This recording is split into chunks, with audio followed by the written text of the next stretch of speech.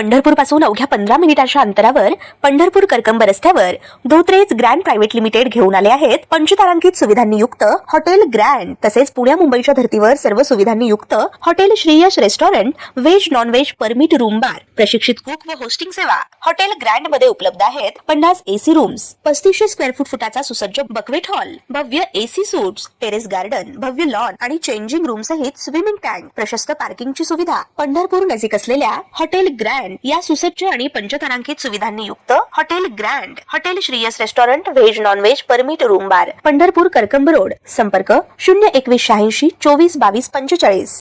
ताज्या घडामोडी पाहण्यासाठी आमच्या YouTube चॅनलवरील PVR म्हणजेच पंढरी वार्ता या न्यूजला सबस्क्राइब करा आणि शेजारील बेल आयकॉनवर क्लिक करा। महाराष्ट्र सरकारने RTE शिक्षण हक्क कायदा प्रवेशासाठी घातलेली 1 किलोमीटर अंतराची अट मुंबई उच्च न्यायालयाच्या नागपूर खंडपीठाने स्थगित केली आहे।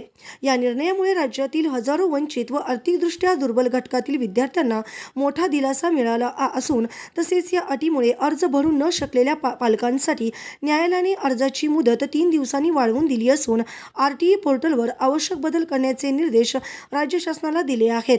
महाराष्ट्र शासनाने 12 फेब्रुवारी 2026 रोजी शासन निर्णयाद्वारे RTE प्रवेशासाठी नवीन अट लागू केली होती। त्यानुसार विद्यार्थ्यांच्या घरापासून केवळ 1 किलोमीटर परिसरातील शाळाच निवडता येणार होती आणि जास्तीत जास्त 10 शाळांची निवड करणे सक्तीचे करण्यात आले होते। या अटीमुळे ग्रामीण व शहरी दोन्ही भागातील विद्यार्थ्यांना RTE योजनेचा लाभ घेणे अशक्य झाले होते। घरापासून 1 किलोमीटरच्या अंतरात एकही पात्र शाळा उपलब्ध नसल्यामुळे त्यांना आपल्या पाल्याचा अर्ज भरता येत नव्हता। ही अट RTE कायद्याच्या मूळ उद्देशाला बाधा आणणारी असून संविधानाने दिलेल्या शिक्षणाच्या मूलभूत हक्काचे उल्लंघन करणारी आहे असा युक्तिवाद वकिलांनी केला।